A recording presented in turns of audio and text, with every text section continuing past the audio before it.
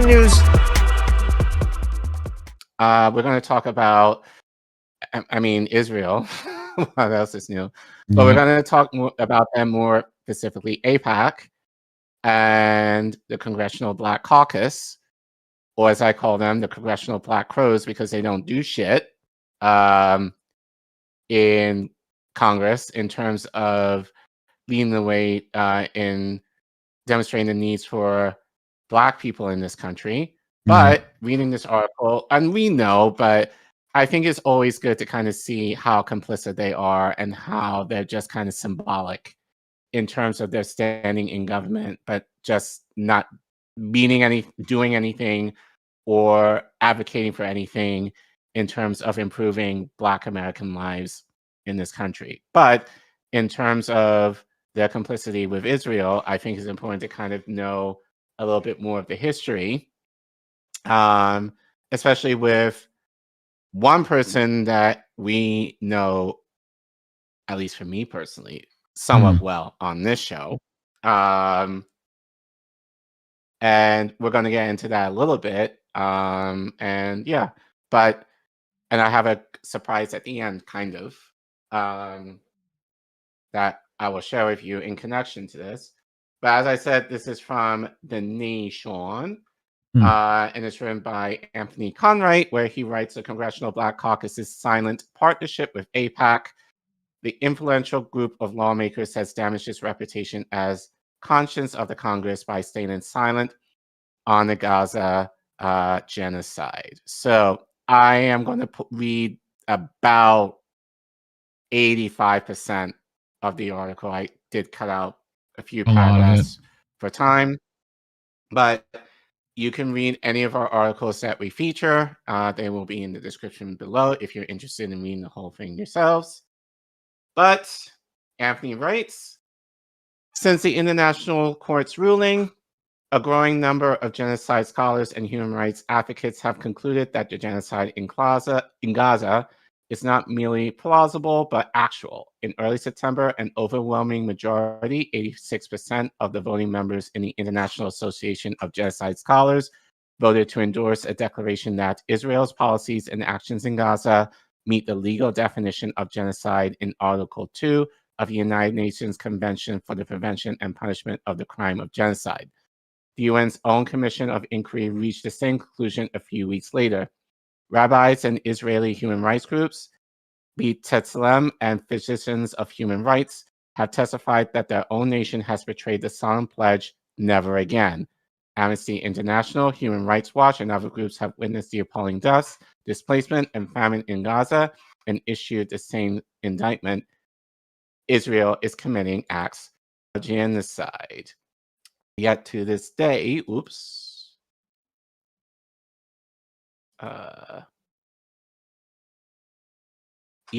day, the Congressional Black Caucus, the longstanding corps of lawmakers dedicated to safeguarding civil rights and known as the conscience of Congress, has not issued a formal declaration condemning Israel.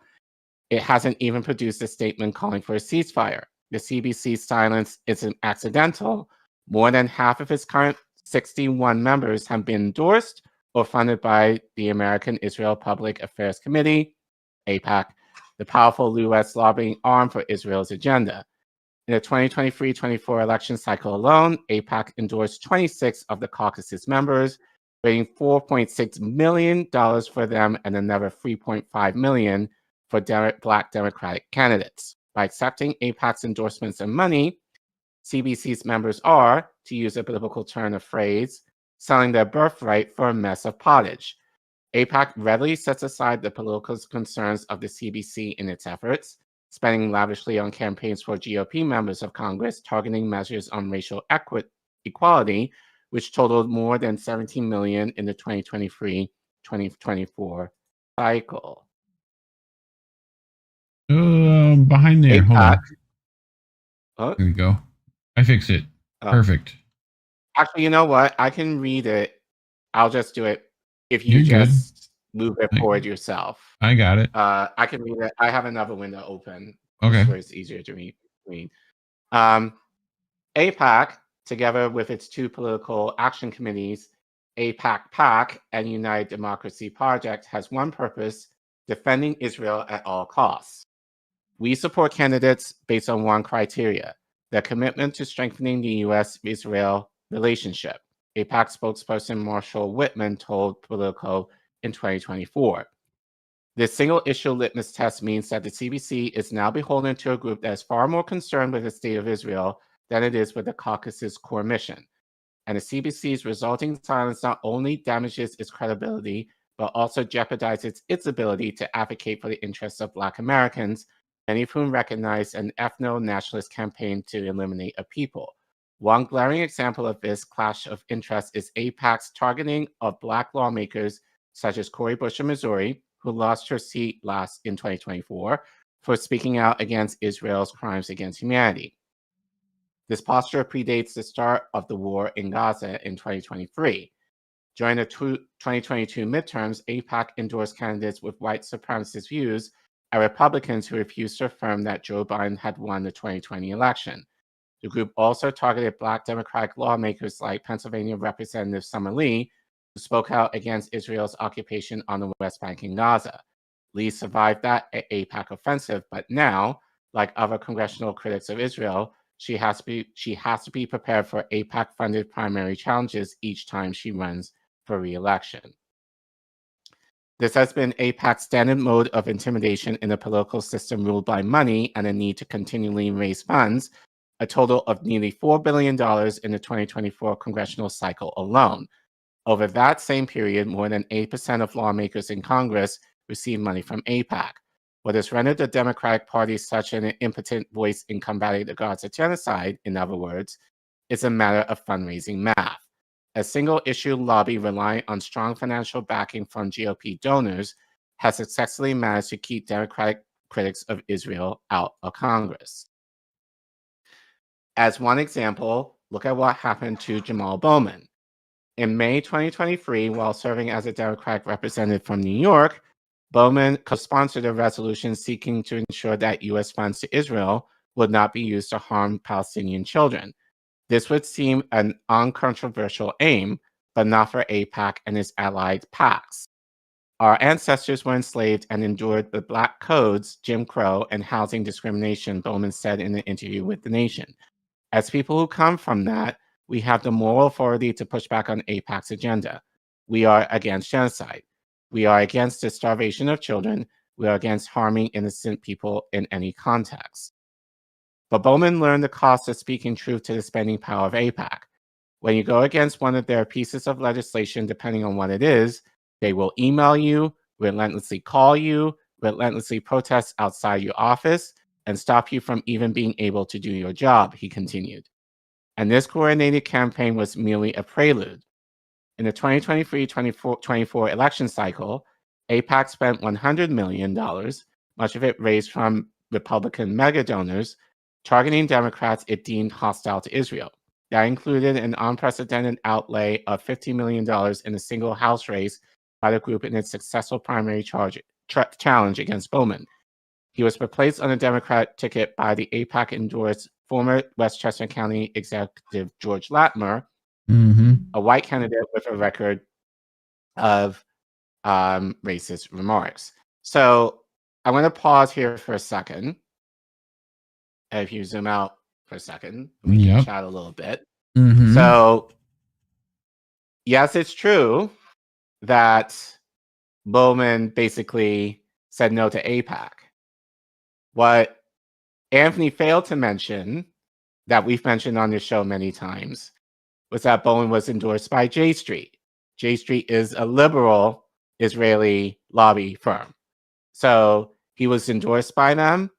Not sure if he received money from them, but the moment that correct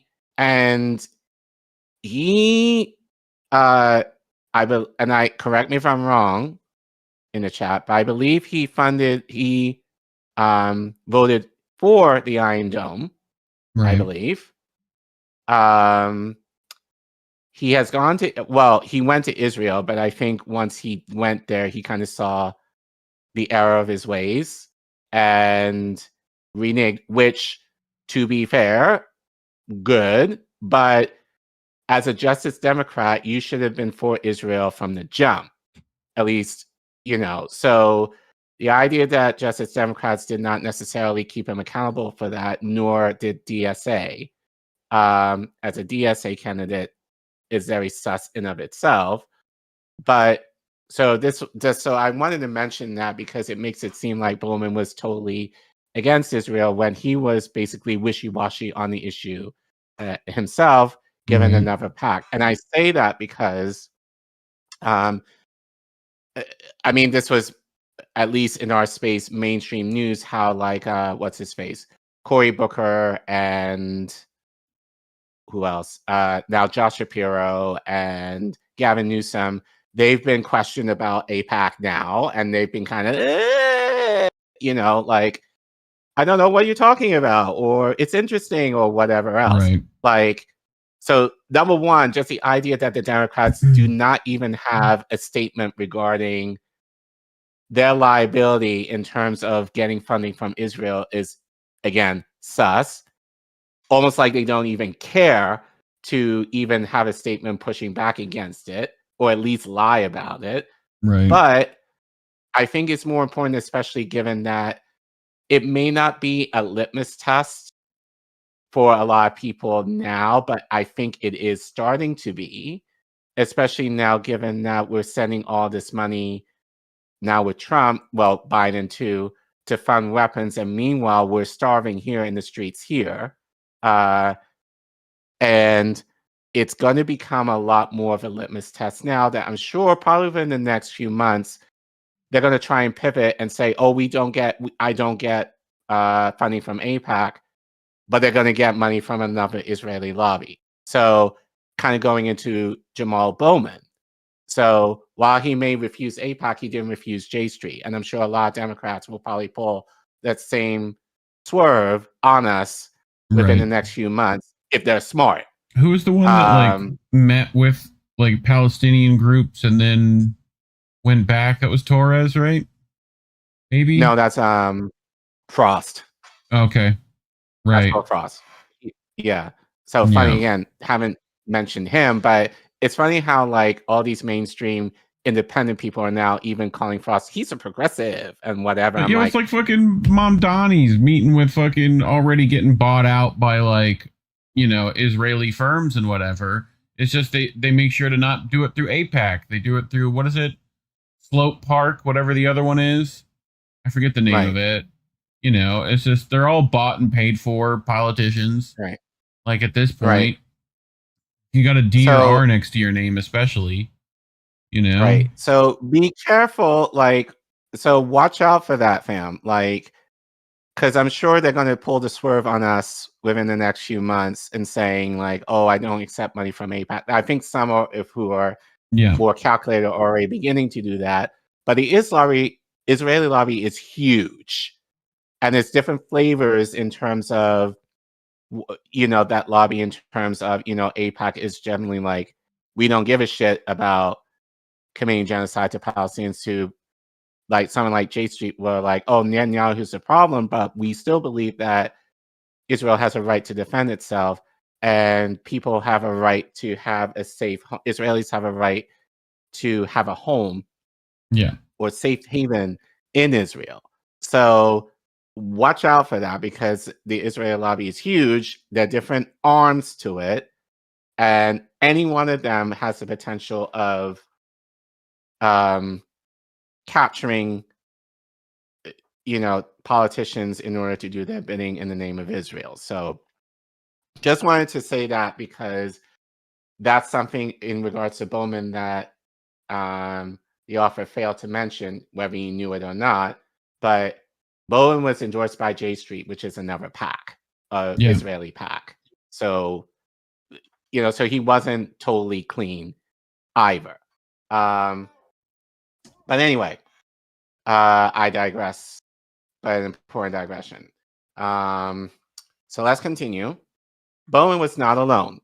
Pro-Israel groups spent millions to defeat other Black members of Congress, including Bush and Lee, as well as Maryland Representative Donna Edwards.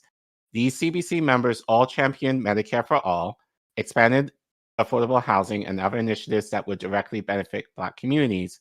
Lee is the only CBC member in that cohort of Israel's critics who's still in office, at least right now. The 2024 purge represented a dramatic upsurge in the group's battle against Black progressives. Records indicate that AIPAC did not spend any money against Bush or Bowman during the 2022 elections. After Bush sponsored a resolution in October 2023 that called for de-escalation and a ceasefire in Gaza, AIPAC spent $8.6 million to replace her on a Democratic ticket with Leslie Bell, who abandoned his bid to become Missouri's first Black senator in order to supplant Bush in the House. According to Open Secrets, spending against Bush in 2022 only reached $170,602, which means that AIPAC boosted anti-Bush and pro-opposition spending by nearly 5,000% in the 2024 cycle. AIPAC's anti-Bush and pro-Bell cash offensive also worked out to 4 times the $2 million amount that the progressive PAC Justice Democrats contributed to Bush's primary campaign and anti-Bell efforts. So, much money to be had that could go to other things. Ridiculous.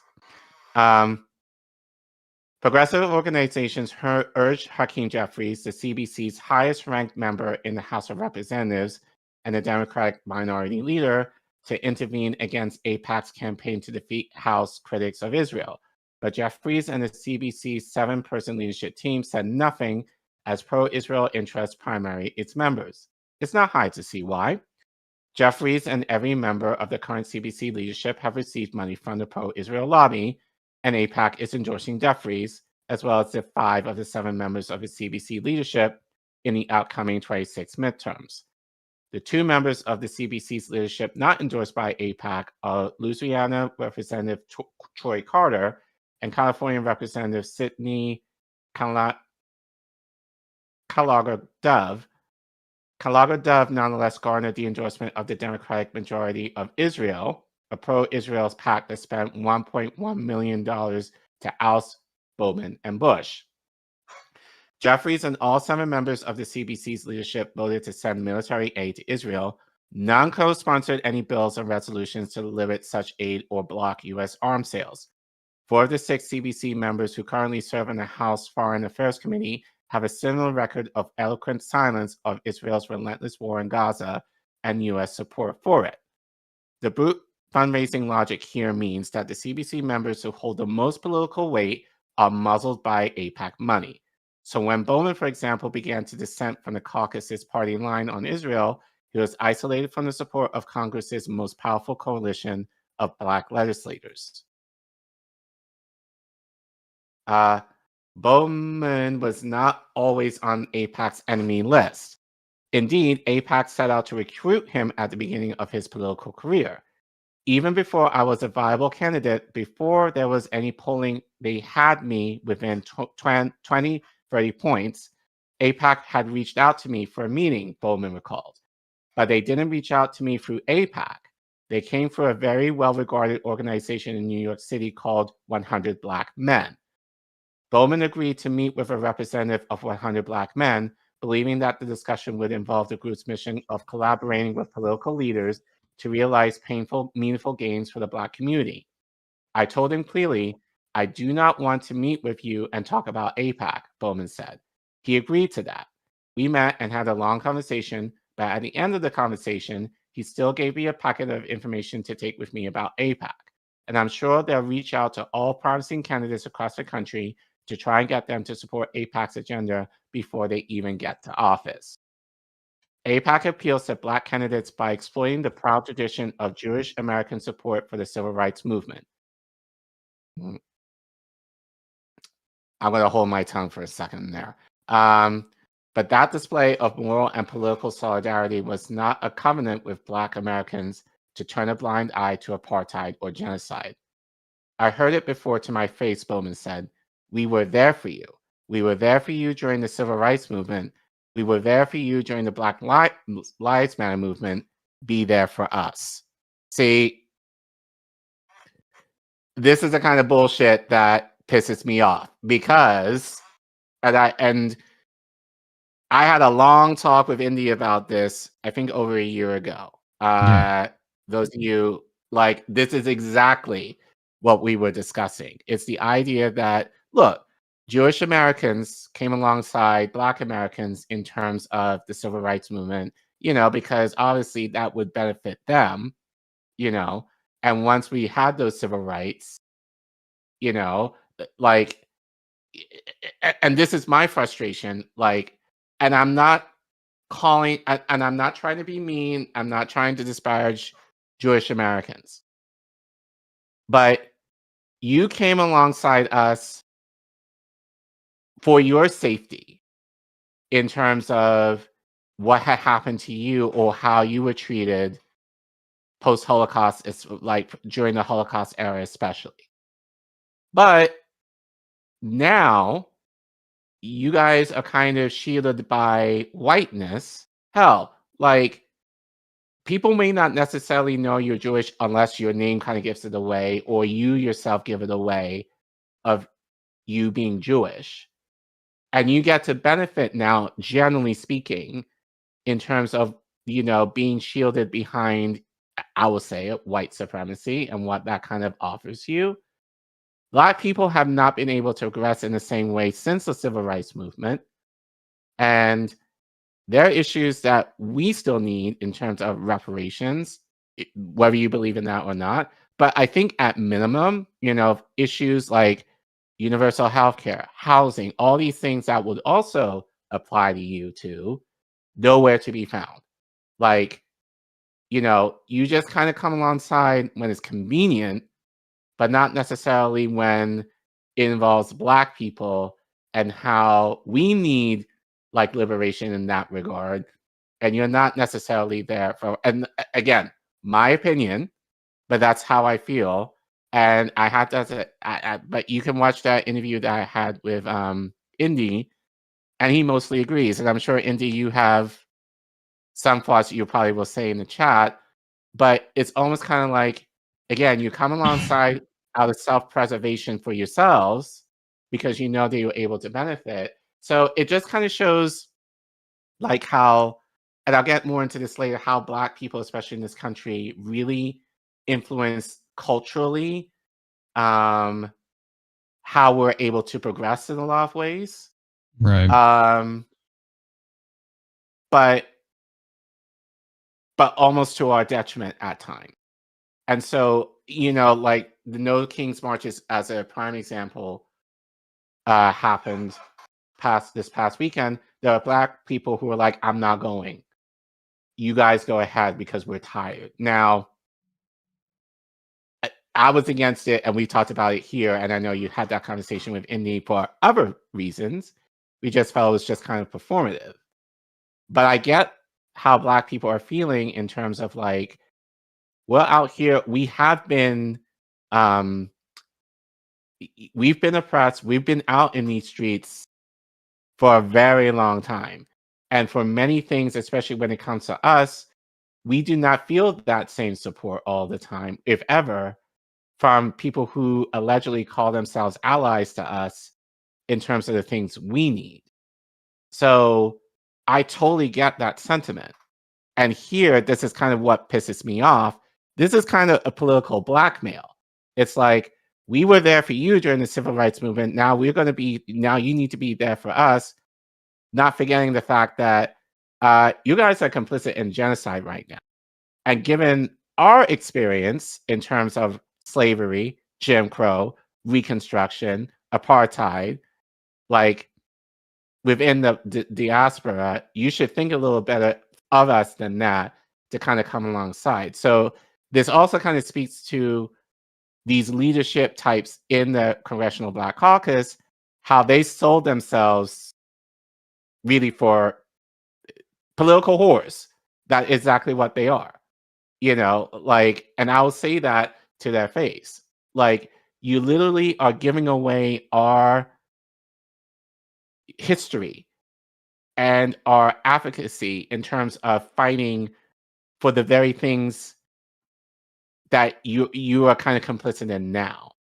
So so it works both ways. Like, you would think that these leaders will have a better stance on this, but it just shows how much they have sold out in terms of, again, just being there for themselves and really ultimately not being there for the American people in that regard.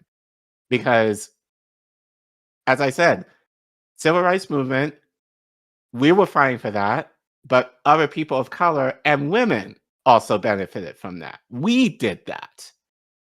And we're not necessarily receiving that kind of, solidarity in kind when we still have those same issues that are affecting us, that we're not getting that same support. But it's the idea of like, oh, you must support us in this because you're Black people and you've done it before in the past and you need to do it again for us. Like, so yeah, I totally get the frustration of that and why Black people, like if they're really are genuine about it, are kind of over it right now. Yep. Can't blame you. And it's not the first time they've sold you guys out. So, Right. So again, I'm just saying this, not even so much against AIPAC, but more these Black leaders who many of them lived through that time and should know better, but they've sold out for whatever reason, just for their position or their self-preservation, I would argue. But anyway, very telling statement and all this very disgusting statement, AIPAC made, or whatever. Yeah. But anyway, the Israel lobby's support for Black lawmakers has already rested on critical backing of Israel.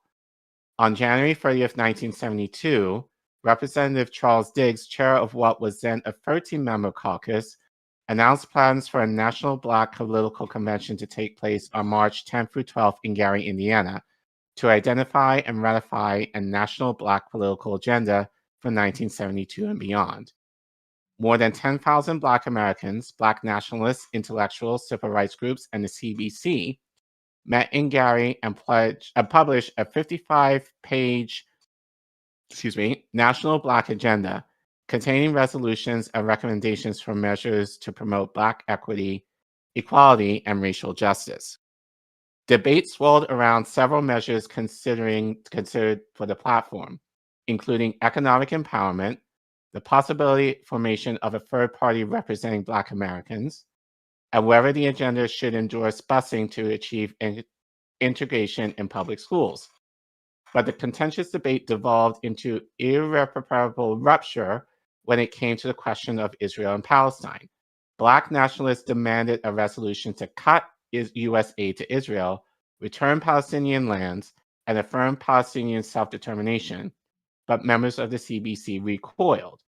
Facing pressure from Jewish organizations, the CBC denounced the resolution, affirmed its support for Israel, and refused to endorse the Black national agenda. Jesus Christ, like even back then. Instead, the caucus drafted its own platform, which plotted a decidedly moderate course, especially in foreign policy. 1 year after its inception, the Congressional Black Caucus chose alliance with the Israel lobby over the support of Palestinians advocated by politically independent pro-Black organizations, a choice that continues to define the CBC's policies today. Clickies. There we go. It's true that the Democratic Party writ large was fiercely pro-Israel throughout the post-war years. In fact, it was a Democrat, Senator Henry Scoop Jackson of Washington, who was the political godfather of the belligerent Zionist neoconservative movement. Yet even in that context, the CBC's staunch report for Israel is striking, particularly given its self-appointed mission of serving as a conscience of Congress and its principled opposition to the Vietnam War. During Israel's successive military campaign in the 1980s, including the invasion of Lebanon in 1982 and the suppression of the Palestinian Intifada in 1987, CBC members reliably voted to continue sending U.S. aid and military support to the Jewish state. After a 1987 U.S. State Department report found that Israel had violated the UN ban on providing arms to South Africa's apartheid regime, some CBC members did start to denounce in scathing terms America's lavish support for Israel and its status as a leading recipient of U.S. aid. In response, AIPAC brokered a deal with CBC leaders to prevent members of the caucus from singling out Israel for selling military systems to South Africa on a regular basis. In 1990, Michigan Democrat Representative and CBC member George Crockett signed a February Dear Colleague letter urging support for Kansas Senator Robert Dole's proposal to cut the $3 billion in aid that the United States was sending to Israel each year by 5%. 10 of the CBC's 24 members signed the letter, including Ron Dellums of California. Dellums later had a change of heart after meeting with AIPAC representatives. When the CBC pressed an alternative budget to Congress in March of that year, Israel's $3 billion allotment remained intact.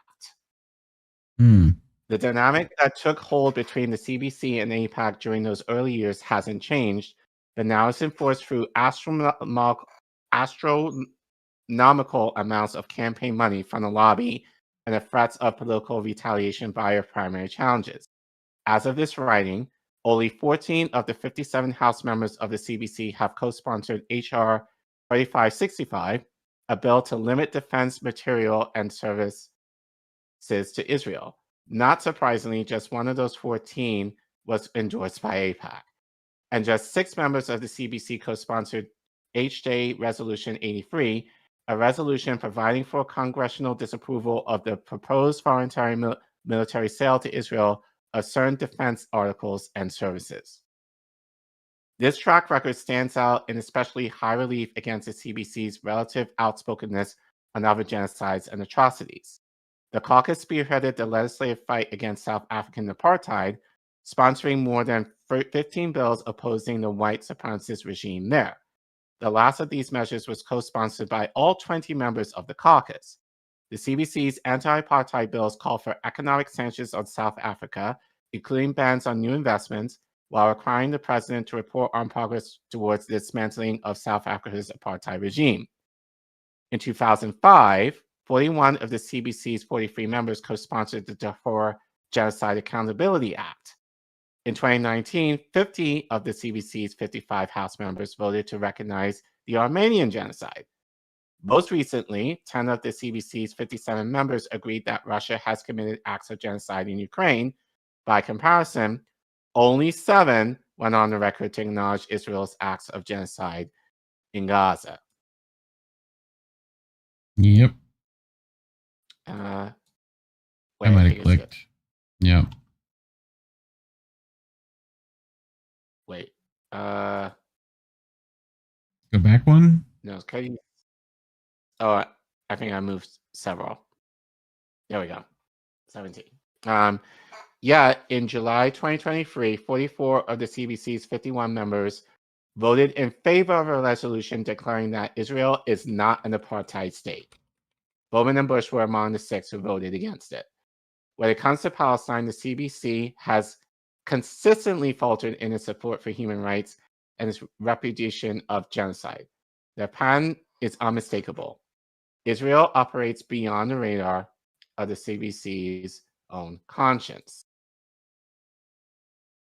The unresolved internal tensions fueling the Congressional Black Caucus's conspiracy of silence on the Gaza genocide came to the foray once again during Senator Cory Booker's 25-hour speech on the Senate floor in March.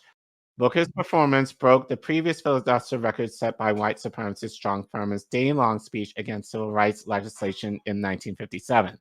Booker's speech cataloged nearly every abuse against democratic governments and constitutional order perpetrated by the second Trump administration, but contained no mention of his uncritical support for Israel's apartheid regime or its continued financial and military backing of the genocide in Gaza. And, obviously we know this given just within the last week, he's been interviewed and basically gave shit answers regarding his stance on AIPAC. He called the money that he gets insignificant.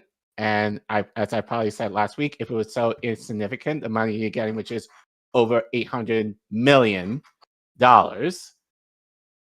according to you, over a lifetime appointment, if it's that money is insignificant, why did you take the money? So again, you are another political whore. So As it turns out, the politics of genocide also supplied the backdrop of Furman's 24-hour filibuster. 6 years before he rose to block the Civil Rights Bill, the CRC had named him We Charge Genocide. The group charged that Furman had violated Article 3 of the Genocide Convention by engaging in direct and public indictment to commit acts of genocide against Black Americans. And Furman's filibuster did more than stall the 1957 Civil Rights Act.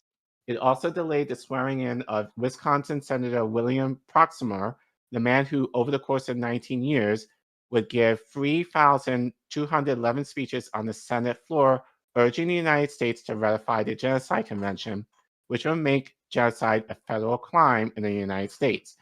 Furman, who died in 2003, also opposed the Genocide Convention Implementation Act and sought to obstruct its passage, a natural extension of his white supremacist politics. And question, Reef, wasn't Biden a mentee of his?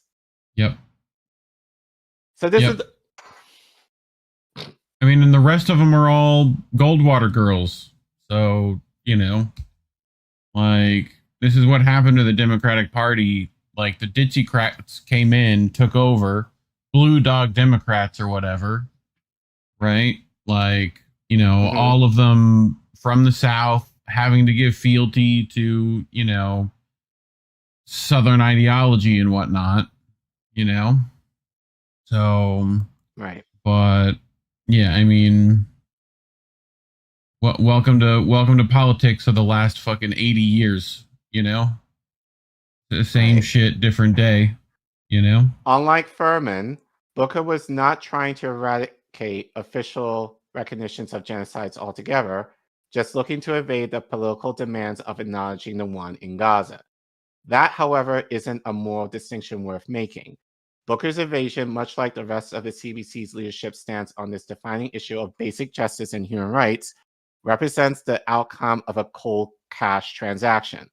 The most prominent CBC member in the Senate, Booker has received $857,313 from pro-Israel PACs and individual donors during his time in office.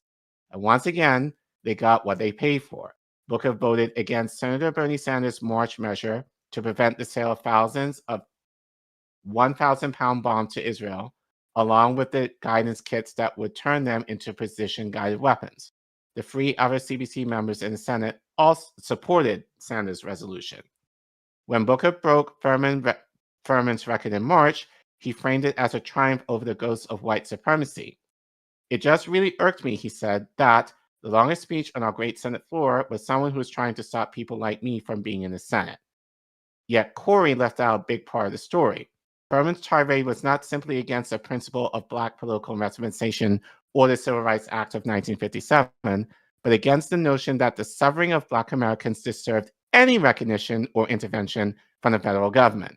In his own marathon speech, Booker never once uttered the word genocide in relation to Gaza. That silence unwittingly extended the logic behind the very tradition he sought to conquer.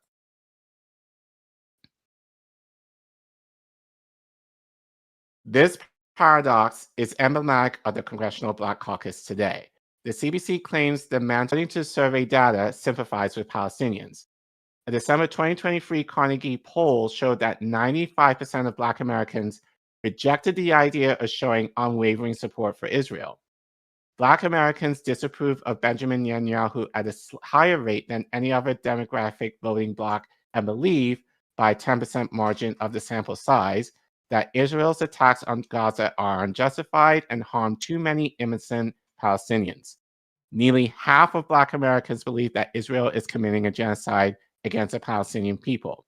A 2024 Carnegie poll showed that 86% of Black Americans would have liked to see the United States call for immediate and permanent ceasefire in Gaza, which is very counter, because I know Corey said on the I Had It podcast that Black people in his city of Newark don't really care, or the numbers are insignificant, or whatever he said, towards what's happening in Gaza.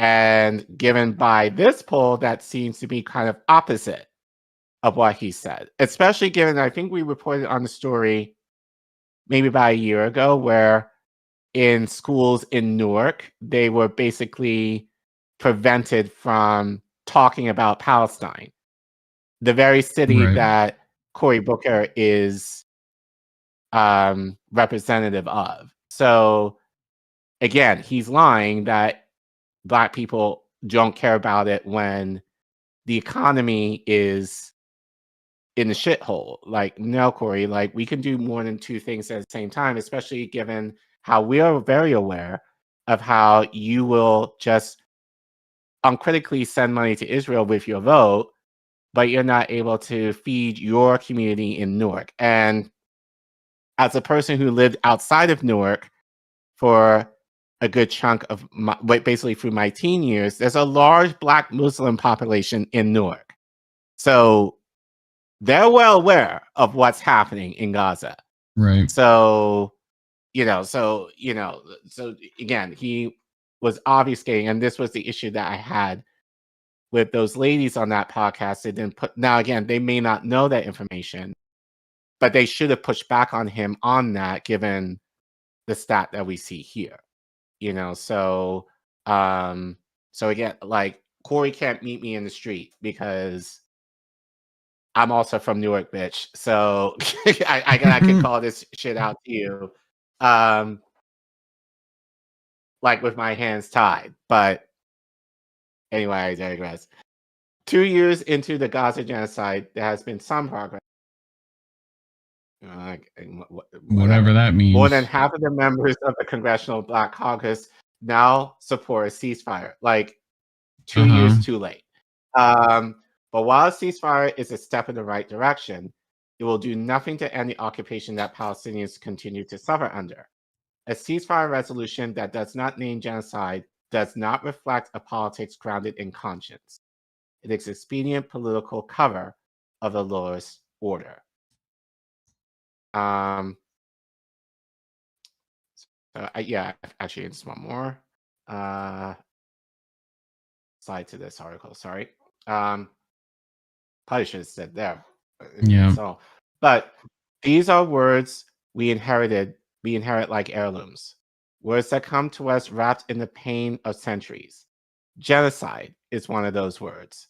It does not simply encompass the death on a mass scale. It evokes the auction block, the terrorist legacy of Jim Crow, and the smoke that curled above the camps in Nazi-occupied Europe. What is happening before our eyes in Gaza belong on the same tragic ledger. And the leaders of the CBC, claiming to be descendants of a history that their ancestors paid for in blood, are refusing to call Israel's crimes by their true name. This is a moment when the CBC can present itself as the conscience of Congress with honor by leading the effort to guide this country through a key moral test of the 21st century. It's true that demanding an end to U.S. aid to Israel on the grounds that it's advocating a genocide would likely expose legislators to yet more retaliation from AIPAC and the Israel lobby. But it's equally true that the CBC must meet the genuine challenge of this historic moment. Adopting a position of online defiance to Israel and its genocide in Gaza would lead the CBC and the Democratic Party in a new direction that both organizations desperately need to follow. Instead of trying to wish away the atrocities committed by Israel, the Congressional Black Caucus could build and lead a multiracial coalition of resistance to a lobby that betrays the caucus's mission, besieges its members, and injures its constituents. By resisting with a unified voice, the leaders of the CBC can make a difference. It's time to stand up. I have a little bit more to say, well, in connection with this, but in my last slide. But any thoughts? I know this is kind of old hat. Yeah. But anything that's kind of striking to you, like, in terms of, so, I mean, it just goes to prove this is not a recent phenomenon with AIPAC. I mean, we've kind of talked about it on the show. AIPAC has been a thing since the 50s. But I think given its hand within the Black legislative arm of Congress, probably since the 60s too. Like, it's evident here that, AIPAC is a powerful bitch. And the fact that they have our Black leaders kind of, well, it's funny, like how, they're well aware of every other most atrocities that they see around the world that they're more than happy to declare resolutions for and stand up against.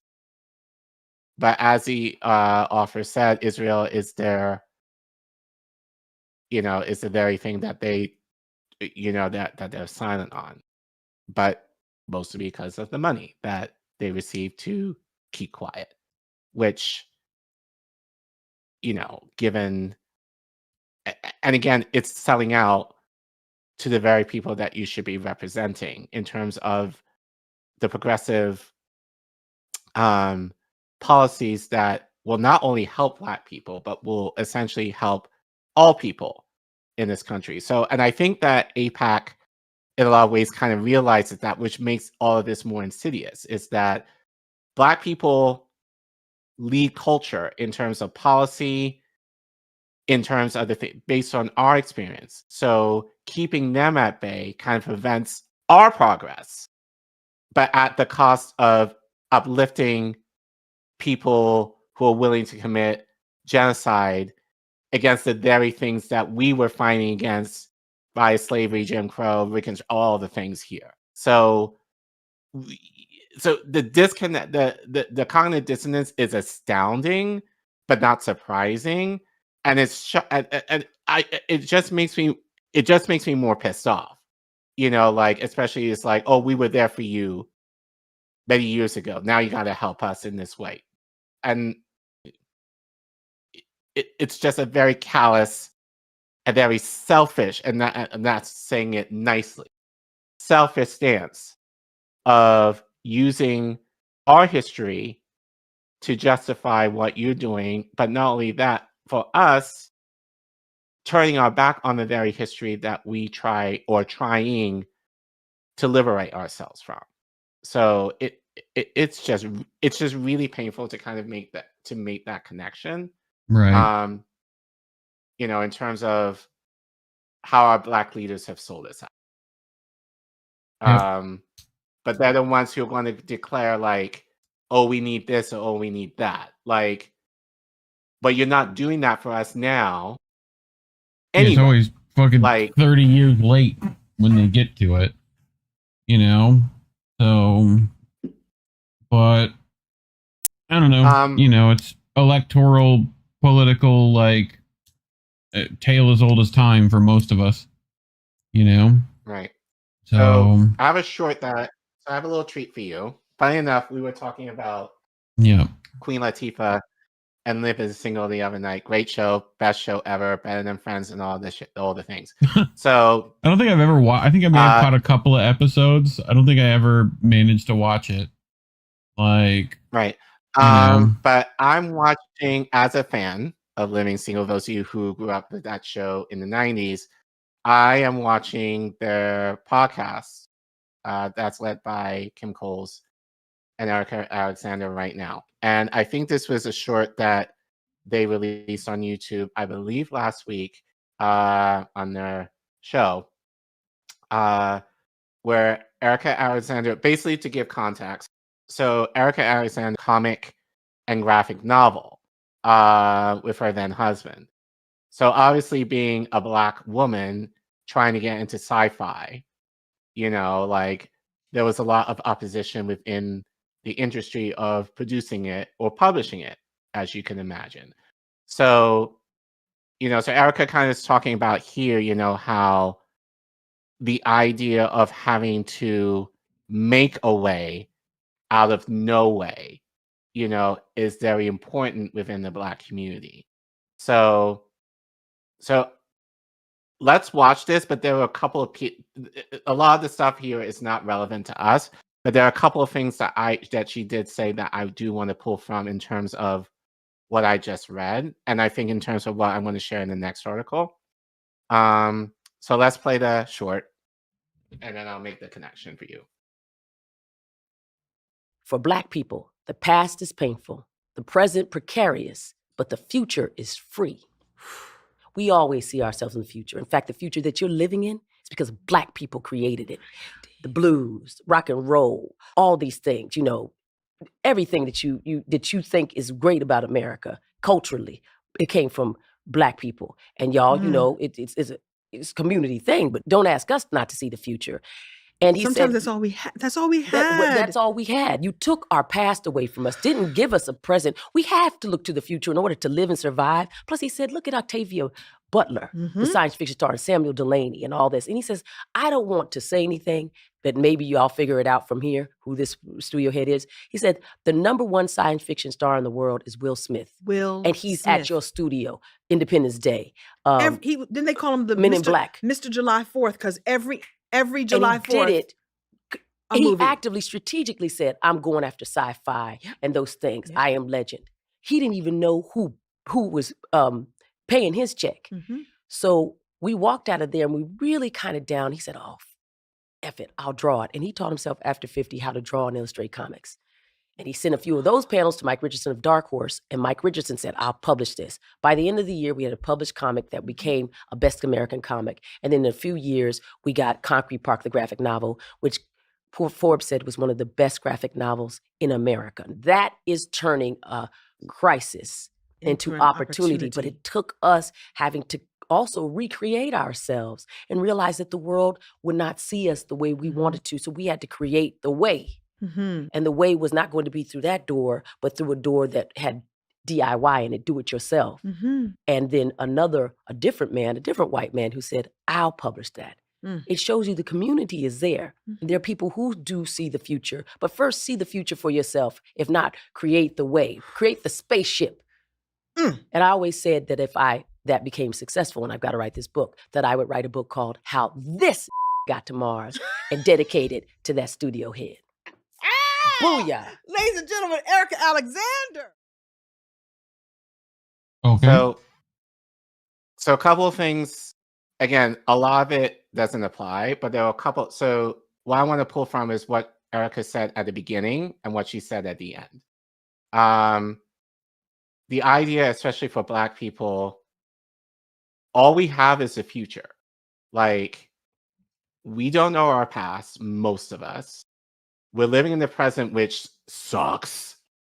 So the only thing that we have to keep going is trying to think of a future better than what we have right now. And that's the thing that we're trying to create for ourselves. But I can argue that's not limited, especially right now, that's not limited to just Black people. That involves everybody, especially right now. But the other thing that she said at the end that I think is very important is when there's You're good. I think. I hear you at least. Care Bear? You there? Testing 1, 2. Test. Care Bear. You back? Cool. Yes. We heard you whole time. So a couple of things there. So what she said, I'm not sure what was cut, but like what she said in the end, you know, when there's crisis comes opportunity. So I believe that was from Albert Einstein. And I think we've been at that spot, like, and especially now, we're in the middle of a crisis right now in this country. You know, we were sharing on we were talking about before we went live, you know, with the government shutdown, like how people are not going to have food stamps. So if our politicians are going for a record, we are going to be, a lot of people in this country are going to be in dire straits.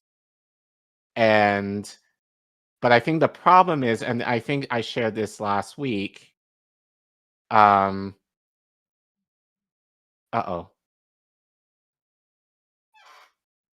still hear you. Oh, you're still hearing? Okay. Mm-hmm. It's just the screen that froze, I think. Yeah, weird. I think, you know, what I get frustrated with especially in our space with mainstream commentators, is they will say, like,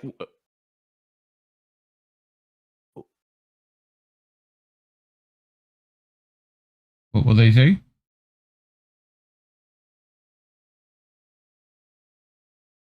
okay. Yeah. Oh my goodness. Weird. Discord doesn't want me to talk.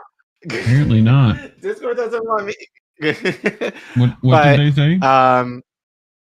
Well, commentators are like, GOP sucks. Mm-hmm. Republican, Democrat leadership sucks, but we need to vote for them. And it's like, no, the fuck we don't, because what have they offered us? Like, you're perpetuating, it's been the hamster wheel for, like, especially within the last decade. Like, you can admit that Democrats are shit, but you're not talking about, like, at least what we try to do in our section of the space, trying to talk about, like, let's think of an alternative that we're not relying on these sons of bitches for the things that we need. Like, we need to move away from these politicians, because it's still the idea of, like, we need to vote you in, and in the hope of trying to do something for us. And it's like, they've proven time and time again that they're not going to do shit for us. As we're seeing with the Congressional Black Caucus, how they worked, and you see within the article, just not even in that, but just like issues that are pertinent to Black people. Have we moved the needle on any progressive policy that will liberate us in this country, that will make us better? That there has not been any movement on that in God knows how long. And instead of trying to move away from the very system that they're trying to keep us in, and kind of keep us in this, like, uncertain time frame, we need to think beyond that and kind of think of, like, how can we take care of ourselves? What community organizations that we have to get involved with? Who are the people who are true allies that will really kind of be those liberators that we need to be? Like, and as Erica said, like, we need to do it our fucking selves. Stop relying on these politicians to kind of do the work for us. And I think that's basically been my main frustration on all of this. It's like, you know, we call out the problem, we recognize the problem, but the solution that we say is, oh, we have to bring more of these stupid motherfuckers into office in the hope that they're going to do something for us. And at this point, I'm like, if you're not going to do it for me, I'm going to have to do it myself. Mm-hmm. And who else is going to do this with me to try and attempt to bring us a little closer to the liberation that we need? And as it's shown in the article, Black Caucus is not going to do it for us. The politicians on both sides are not going to do it for us. And we need to start talking about those alternative means that we're able to fend for ourselves here. Like, we don't do that enough. And I think we need to start. And I would also argue, even in our section of the space too, we're not really having those conversations. It's like, it's still like the electoral politics thing of, even if it's not for the Democrat, it's for the Greens. And it's like, and like, we played a clip of Fee calling this out. Like, Greens suck just as bad. Because if you don't deal with the issues within the system, you're just going to repeat the same thing over and over and over again and expect a different result. And I don't know about you, Reef, but I'm tired of the insanity. You know? Like, we need to move differently. And that will mean having to... Go ahead. I sent you this the other day. This, like, discussion with, like, Angela Davis and Turay and whatever, Fannie Lou Harmer and whatnot, but they ask him essentially, like, like, can anything be done, pretty much, you know? Like, was like the first question. you know, and I wanted to get to, The only question would be, what kind of change do we want? I think everybody would be for that society. The question is whether or not it could come about under the present system of this government, or whether that system must be changed. I, for one, believe that it cannot come about under the present system, a capitalist system. That system must be changed. I believe that. And I think that if we have the same objectives, then it doesn't make a difference where we work. As a matter of fact, a man working to change the system with that objective in mind can do very much inside the system, once he doesn't lose sight of his objective. An example that comes to mind is that a few years ago, it was found out that one of the advisors for President Thieu was working for the Viet Cong. I do think that we make a mistake if we talk about this in terms of absolute doctrines. If we talk about it in terms of black people and integration, or black people and separation. It seems to me that that's a false dichotomy that has been set up in terms of the way in which the debate is discussed. The real issue I feel for black people is one of empowerment and one of redefinition of the way in which black and white people are interacting in society. I feel that's what we must be about.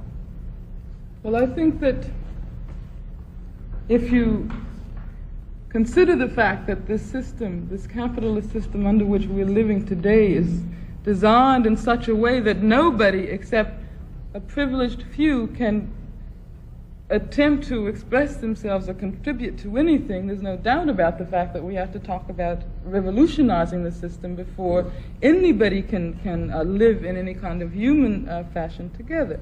I would just like that was what I wanted to bring was to point out the fact that I have seen with my eyes societies where people of different colors have learned how to live together, each maintaining their own cultural identity, but each fighting to build and to continue to construct a socialist revolution together.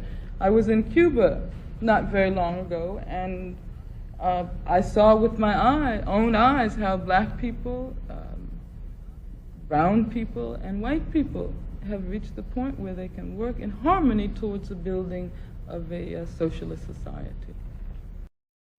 But I mean, she was essentially saying, like, you're gonna have to have revolution before, like, we're gonna be able to change shit, pretty much. At least that's how I interpreted it. Right, but I think the mistake that people make is that people might subconsciously believe that the revolution has to come through the means within the system that we currently have now. Yeah, no, that's like not the worst way to do it. You know? Right. So, like, it has to come from the outside. As Erica is saying, DIY, do it yourself. Like, we saw and we've seen examples of that in history in terms of the Black Panthers and what they did. They didn't do it through the government. They were like, fuck it, we're going to do it our damn selves, serve our community the best we can. And that was what became a threat to the very system that essentially got infiltrated. So if our government leaders are not scared of you, you ain't doing it right. Like, and we have the power to show them how. Like, and I admit, I am not the expert on this, but we need to start thinking outside that box besides, oh, we need to vote for these people in, even though I hate them so much. Like, that's not going to get us anywhere at this point, you know? And we have seen time and time again, and I get angry, especially in the last week, because you know this, because I vented to you this, like how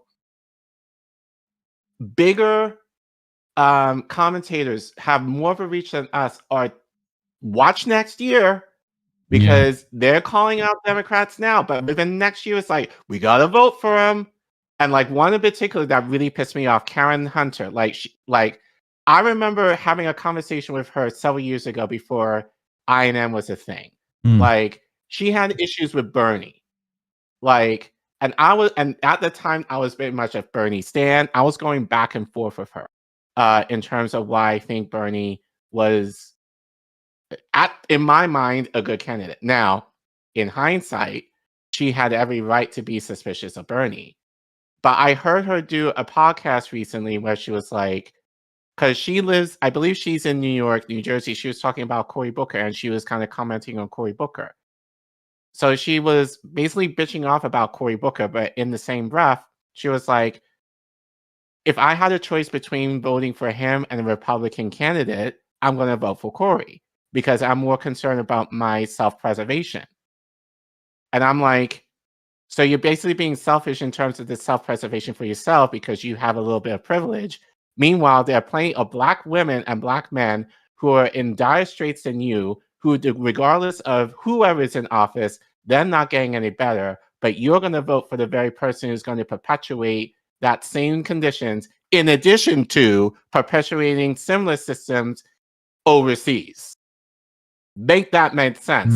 You had an issue with Bernie, who, granted, we didn't like his things weren't necessarily that great either, but they were probably a step closer to what we need as far as liberation for us. But you don't have those same concerns about Cory Booker. Like, get the fuck out of my face. And that's the kind of bullshit and the kind of this that I am seeing and hearing, and it's pissing me off. Like, you know, these are people who are allegedly independent, who are saying this bullshit.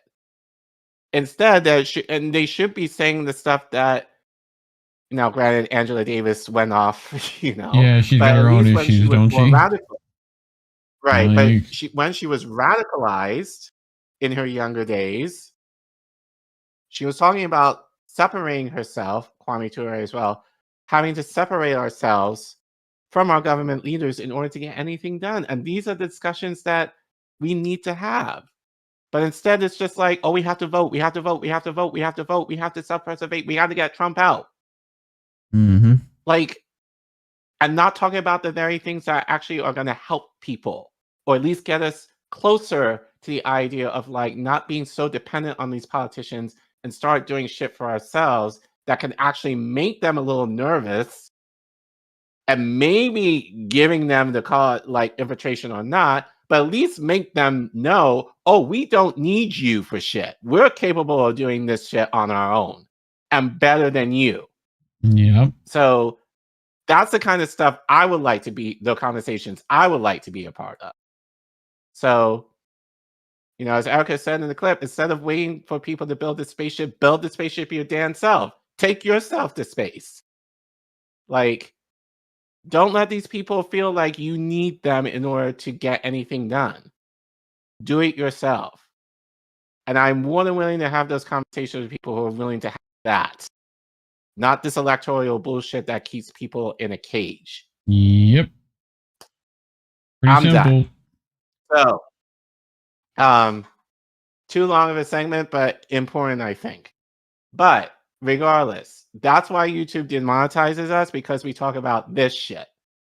We talk about the shit, I hope, that matters to folks, and not this, like, sensationalist bullshit of just trying to get people riled up and angry and, like, all in the drama of it all and all that stuff. So if you want to watch that, great, that's fine. You know, you have that right to watch. But hopefully you feel like we're able to talk about stuff that matters, and maybe hopefully having some room in having these deeper conversations where we're actually able to do something. That being said, if you want to support us, and as I said, we understand times are hard right now for folks, so don't give to us if you're struggling, please. But if you do have some extra money that you want to give in terms of helping us keep the lights on here, as well as support, you know, different things that we care about, you can scan the QR code that you see on your screen, or go to the Ko-fi link. And if you're in the chat YouTube, if you forget, type in !donate, all one word, and the Ko-fi link will pop up. You can also give on Substack, PayPal, and Cash App. And as we say, fam, we are very appreciative. You're few but mighty, but we want to grow. We want to be able to have these conversations where we're able to talk in more revolutionary stance in terms of actually doing stuff for ourselves that can lead to liberation for all people. So if you want it, please share this in order to get the word out, and in order to have people have another voice to share a different point of view than probably what you're hearing in the space right now. So help us by liking, sharing, and subbing to our content, and let us know what you think. You know, like what do you believe how we should move forward? Like, we could see how, especially for me, in my community, how our leaders have sold us out, not just with Israel, but other means, which affects all of you. So what do you think we should be doing in order to move away from the Union Party to actually get us a little bit closer to the things that we actually need that helps all people? Make sure you leave a comment and let us know what you're thinking. Help us get to free K. I think we're about 400 away. So we hope to hit that by the end of this year. And thanks for watching.